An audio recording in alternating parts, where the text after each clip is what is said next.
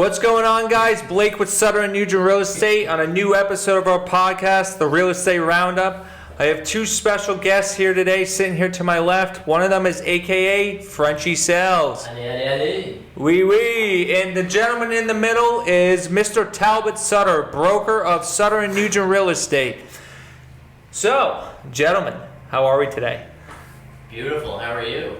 Can't complain. Mr. Sutter. Never been better. Pleasure to have you on this podcast today. We have a lot of great topics to discuss, a lot of great questions to ask, and let's get right to it. Let's kind of cut right to the chase. Do it. Let's hear it, Blakey. Let's hear it. Mr. Sutter, or should I call you Talbot? You can call me Mr. Sutter. Mr. Sutter. Let's not get Rob involved here, So, Mr. Sutter, who are you? You're wearing this red shirt, you got Sutter Nugent logo on it. Your name's on the door that we're sitting in this office. It's right there. It's behind us. Who is Talbot Sutter? I can see this turning into a roast real quick.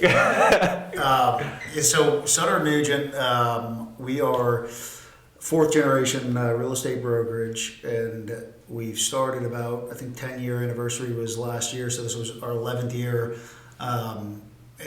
In the game as Sutter Nugent. I've been in the business personally since 2007, and we started the firm about 11 years ago. Had one agent, kind of compounded that into 2, 3, 4. Now we're at about 210 agents now. Holy 6 crap. offices, from hard offices from Jupiter down to Boca. With a satellite office in the Keys and a satellite office in Naples, Florida. So you're pretty diverse, spread out through South Florida, where you can accustom all clientele and be a top competitor in a very lucrative, saturated real estate market. Yeah, we are, and fortunately, we got into the business at an incredible time.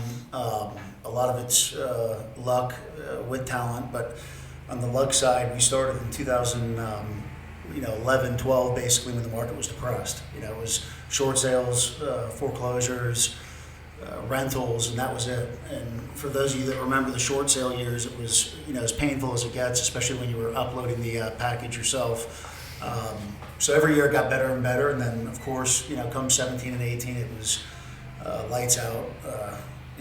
Crazy amount of deals. Last year was insane for everybody, but I think our firm did about 1,500 transactions. Oh my gosh! Just under 850 million. That's a lot of money. So as being a broker, what truly led you to be the top guy? Like, what inspired you? Let's go back a little bit. What necessarily inspired you to get into real estate to begin with? So from a background of real estate, my mother's side of the family goes back to the 20s in real estate. So, and that's in Palm Beach County. So you guys basically planted your flag in Palm Beach County. Planted the flag. And John D. MacArthur was a big land guy back in the day.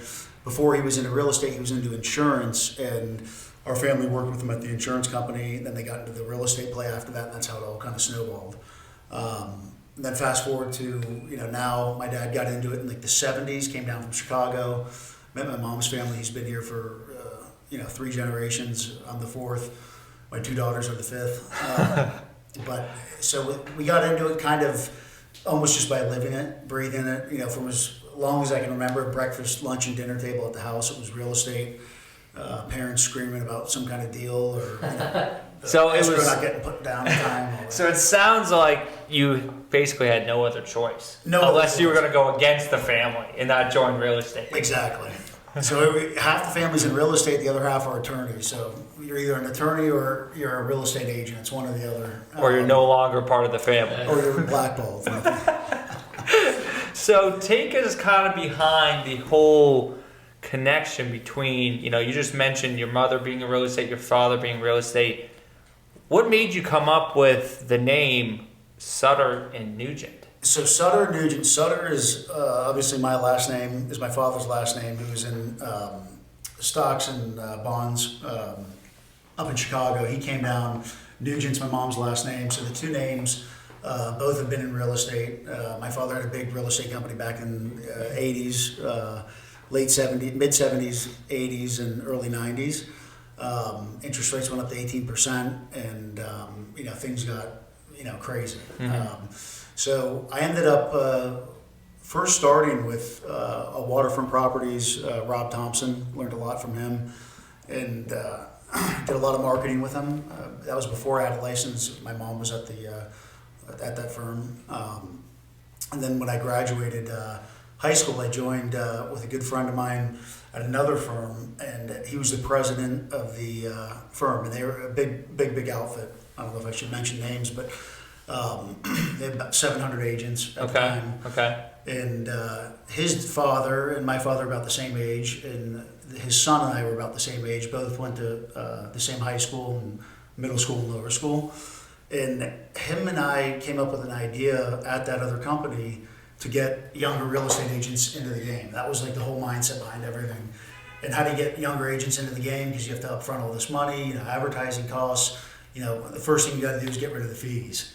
So that was our whole concept: is not charging agents, getting them going, fronting them with cost to try to push them to get a deal done, and then they'll pay you back down the road. But he and I were full bore on that, and unfortunately he passed away in a car accident.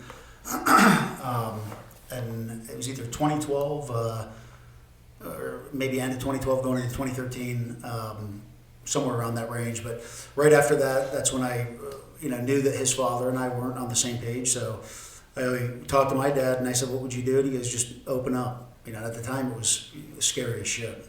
Oh, I can imagine you coming out of horrible. that horrible crash that we experienced, and then taking on a new business adventure, not knowing that is it going to pan out, or are you going to be, sitting here in the year 2023 talking about how the firm did, 1,500 transactions, looking back at that day one, first day of being a real estate broker, to envision the success that not only you personally have had, but your firm has had with, I think you mentioned 200 plus agents also. And with, I want to say you said 6 or 7 offices spread out through South Florida and a satellite office in the Keys, I would say you've done pretty well. Yeah, we've done well. We've gotten really lucky, and the timing had to do with everything. Could never do it again, at this point in my life. I mean, I'm talking, 20-hour days for, years at a time. A lot of blood, sweat, and tears, went into it. But it's like one of those things. Like, thank God we did it, and the timing was right. But you look back and say, holy, So, the success you've seen and I would classify it as a true definition of overnight success that has spanned over 10 plus years, wouldn't you say? Yeah. So with the real estate market, with other real estate companies, and in South Florida alone, or in Palm Beach County alone, there's so many companies. But what truly makes Sutter and Nugent stand out from the pack and is really bringing in agents left and right to want to work not only with you, but for you? I would say, the brand has a lot to do with it. And that, brand kind of being synonymous with, higher end real estate. I think a lot of people can agree with that. And again, that was kind of by accident. It was fortunate enough to have a good family friend by the name of John Bitove, whose family started the Toronto Raptors. But when we first started, I had nobody would give me a shot at a high end listing, and high end at that time was a few million. Mm-hmm. It wasn't like 10 or 20 or 30. And he was one of the first guys that gave me a big shot. So once we got that one big shot, we snowballed with it. But kind of what makes us stand out, I would say, is the high end kind of marketing background to it, and then also really the connections in the industry, because everything boils down to who who's doing the appraisals, who's managing the management firm, who's in charge of this equity membership, what's the doctor, in the area, what are the right schools, and if you know the right schools, how can you get into the right schools? Having admissions people on speed dial so you can talk to them, and knowing the whole aspect, because right now it's so many people coming from out of state that you have to have the whole package with you. Oh, 100%, because in today's world with technology, it's easier for any consumer to contact anybody. Right. But not any agent is going to have the value, the knowledge, or the skill set, or a Rolodex of vendors or relationships or networks that you've established compared to just Joe Schmo saying, hey, I'm a real estate agent. Right. So your clientele has continuously trusted you year after year to work with you, and you've 100% guaranteed them, no matter what, you're going to get the deal done. You're going to give them the best of the best, and it showed. It showed with tremendous growth, and it leads me into my next question of what strategies or tactics did you implement to scale your business and achieve such sustained growth?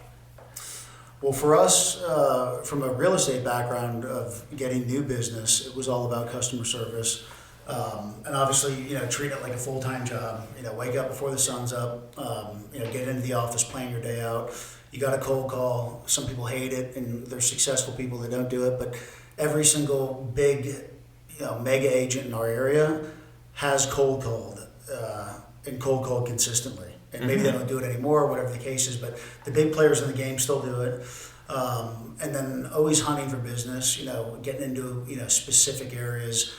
We kind of adopted a few different tactics from people as far as focusing on specialty neighborhoods. Not saying that we have territories with our agents or anything like that, but we have agents that have been embedded into a certain amount of markets for, 10 years, 12 years, and they get, extra love in that neighborhood, from advertising, from backing by us.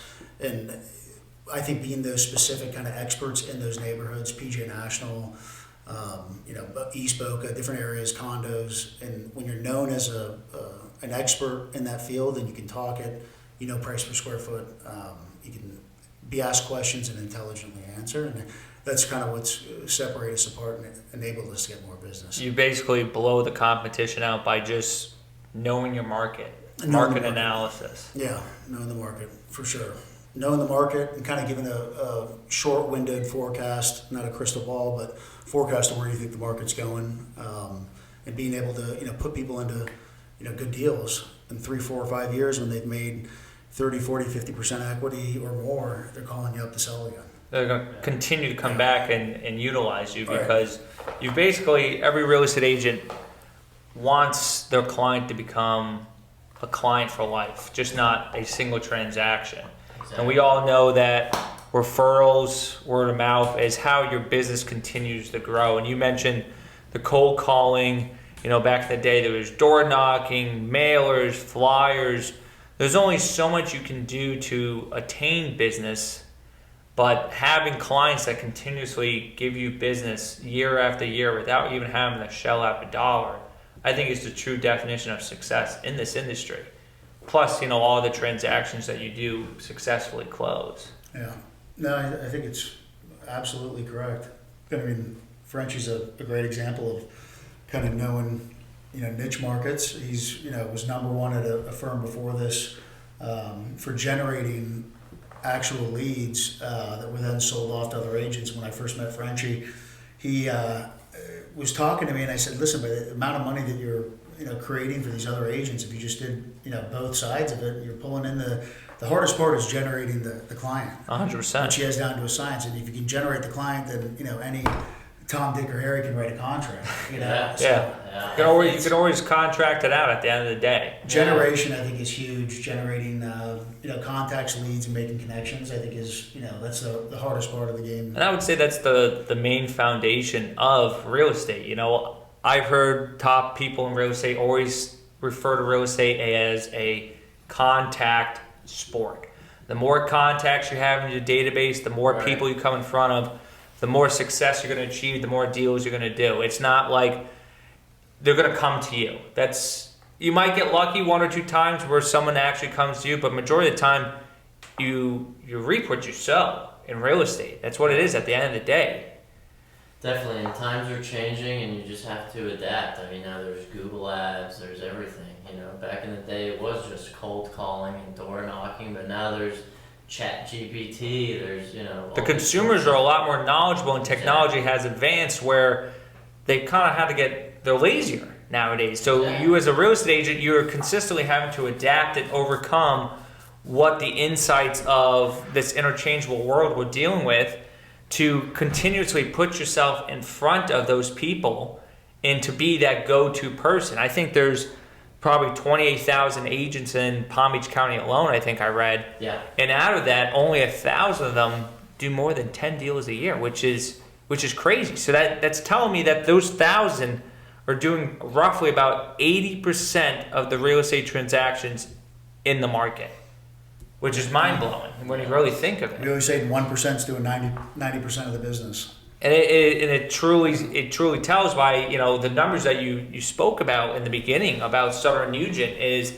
you hear people talk about these giant corporate companies, and at the end of the day, they're well-known names, but you're starting to see a lot more people go to Sutter Nugent, other boutique ones, because there's more value. It's treated more as a family. Correct, instead of as just a client, or you're looking at someone as a next commission check. Yeah, that's what I love about this firm, and one of the things that kind of really hooked me to Talbot, upon meeting him, I had met with different brokers, but Talbot was always there. I mean, I did 5 deals my first year. I think I called him 50 times on all those 5 times. Whether it was at 9 a.m. or 9 p.m., he would pick up every single time. I used to work for a law office before I got into real estate, so I was always worried about getting sued. So I'd call him for anything. He was there every time. And imagine that times, what did you say, 200 agents? He will pick up the phone every single time. So to me, that's huge. I mean, like you say, it's a family, it's a family atmosphere. It's not corporate. Me and you work in the same office. We're here every single day. It's not, where you have to, if you need something done, you go to corporate. No, I can call Talbot at 9 p.m. and be like, hey, I need this. Bring me a mini fridge in the office. And he'll do it. I mean, that's the beauty of... Get the attorney on the line. Yeah. No, you hit the nail right on the head, is that you have seen, you can look at the numbers all day long, but if we were to interview every single agent, and we're probably not going to do that. That's a lot of agents to interview, 200 people. But I would say the consistent, feedback we would get is that Talbot has year after year, time after time, has consistently put money back in the Sutter Nugent, put it back into marketing techniques. We're sponsored in the Luxury Home Magazine. We're doing, podcasts now. He has consistently put Sutter Nugent on the map and has given every single agent that works for Sutter Nugent a vision or set path to success. Correct. Making me blush, Blake. You can pay me after this podcast for that. No, but it does speak numbers, because there's nothing stopping anybody from joining other brokerages or not joining Sutter Nugent. But there's a reason why there's 200 plus agents that work for Sutter Nugent, and I think Talbot Sutter obviously has a tremendous a lot to do with that. From the family atmosphere, from you mentioning picking up the call all the time. I hear horror stories from other agents. I can't get a hold of my broker. What do I do? How do I handle this? And I think to it, I'm like, I have it so good. Yeah. I can call the guy at 11 o'clock. He's probably eating ice cream in bed, but he'll pick up the phone and get to me. Hey, Blakey, this is how you handle this. This is what you should do. Call this attorney. This is how I would write it. Not once have I not been able to get a hold of him, which has tremendously helped me with my own business, your business, and probably countless of other agents with their real estate business. 100%. I think, starting out first year doing 5 deals, second year doing 20, last year doing 39 deals and over 20 million. I couldn't have done it if it wasn't. I didn't have the support system, the technology, or like I said, He's doing 40 million this year. yeah, that's on the low side, my friend. Frenchy sells. No, but it's tremendous, and I think a lot of agents are truly grateful for working with such an outstanding, knowledgeable man that has tremendous history in real estate alone, from the Nugent side, from the Sutter side. If we were to get your father in here, I'm sure we could probably bust out 2 hours of countless history, stories, complications, and how to handle it. But, having the prodigy, Talbot in here speaking with us today is truly a cool experience. And 1,000 an hour, Blakey. So, Talbot, can you share some insights on today's, real estate market compared to what we experienced during COVID? What have you seen from, going through from the economic crash to COVID to now, the market we're in now? What has really changed between COVID and now? Well, I would say if you go back to pre-COVID, even 19 and 20, the market was really amazing. It was a healthy, very good market. I'd say it was like at least an A, maybe not an A plus, but it was an A market. And then COVID happened. I remember when COVID happened, and they first announced it, mainstream media. I think it was in like March. Yeah, March. We had in the company at the time about maybe 30 or 40 pending deals going on, and about 95% or more dropped out that week that they announced, the news of this whole thing going on. So I was sitting there looking at, all of our leases, accounts, going out of people that we, pay on a daily basis and all this stuff, and said, holy, crap, this is going to be horrible. But not even maybe a week, 2 weeks later, it was like the market unleashed the beast. Like boom, like a light switch went off. Complete 180, and then it was just, you couldn't even make an offer on a place and try to get it if it was 100,000 over ask. It was ridiculous. It got injected with steroids basically, and just went bananas. And that was almost a 2-year ride. Then that kind of slowed down. I would say July, August was probably when it started tapering off a little bit. Interest rates were going up, and then it still was a good market, but it was slowing down from the COVID craze, call it. And then in November of this past year, 2022, interest rates went up to, I think, like 7% or something like that. Yeah. That's when I saw the business, kind of stalemate. A lot of the buyers got out at that point and wouldn't, purchase. And then, stabilized again. And now come the first of this year, it's picked back up. And that's been through a couple of announcements of interest rates going back down. And whether you're buying cash or getting a loan, the interest rates affect everything, from the stock market to stocks and bonds and money markets. People have their savings in it; they're pulling out. So it's not just hey, it's a cash buyer; it's not going to affect them. So they were getting affected by a high interest rate. But when the news came out that they were lowering it, to me right now it's starting to creep back up towards the COVID craze. Yeah, we're starting to see some bidding wars, I think, out there, waiving or cutting down times for some of these contingencies, whether it's inspection or loan commitment time. Yeah, I've seen that. I think a lot of people are starting to come back out of the woodworks. I think there's a good amount of buyers that are just maybe a little bit patient, maybe a little bit more picky. You still have some sellers that are asking possibly for COVID numbers still. And I think the market will correct the ones that are priced fairly high. Right. Right now, if you're priced right, it's selling, within a week. And if it's overpriced, it'll still sell within, a month to maybe 3 months max. But the one thing that hasn't changed in Florida is that it's a funnel. Literally from a map standpoint and from a figurative standpoint, it's people just pouring here for weather, politics, lifestyle, taxes, you name it, we've got it. We've got the airports, the malls, the shopping. You got Palm Beach, Miami, Fort Lauderdale, Jupiter Island, all these places that the wealthiest people in the world are moving to. And when the wealthiest people in the world move to that area, they bring the overflow with them. And the overflow is going to be $500,000, $600,000, $700,000, $800,000 homes with the $10 million home for, a family member. So it's a finite amount of real estate with water just pouring on top, and that's going to overflow. When it overflows, the prices are going up. So 100%. And it we're in a good position. Great position to be in. And what would you say to the people that are, I'm sure a lot of agents are probably getting this thrown at them from some of their buyers is, the market's going to crash, interest rates are too high. I just don't think it's a great time to buy. Yeah, I would say I read it. I think I was talking to one of our agents, Jeff Skolnick, about it.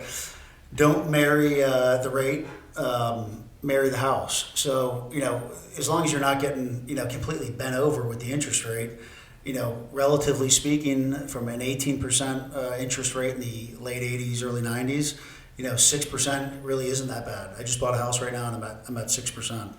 Yeah, I think a lot of people are trying to compare interest rates to what they were during COVID times, which was, anywhere from like 2 to 3.25. But I don't think we're ever going to see those numbers really again. And, if we do, it'll be great. But I think it was almost like a fluke or an outlier on an algorithm, to be honest with you. It was a government shutdown and a, pandemic. So hopefully that doesn't happen again.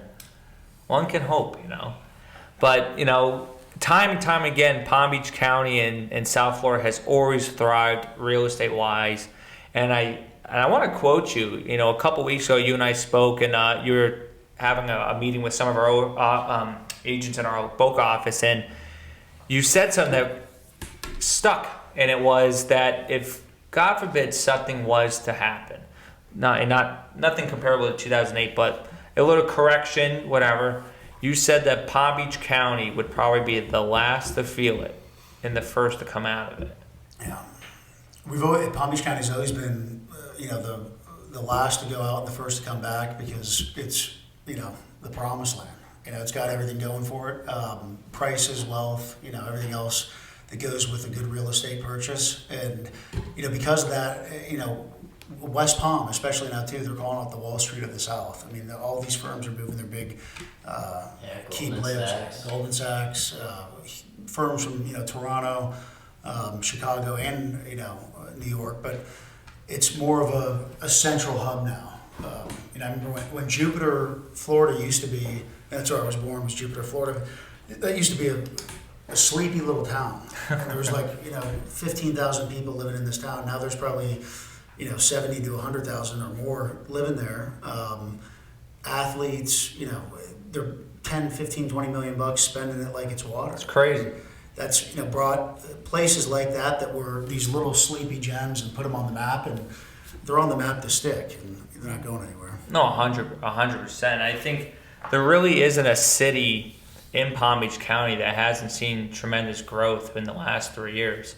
You're seeing Boca pump a lot of money in, Delray, Boynton, Lake Worth. You're getting pushed down from Jupiter, PGA. It's just a matter of time before Palm Beach County kind of lifts itself up even more compared to some of the other counties surrounding from a real estate perspective, and say, hey, I'm basically number one.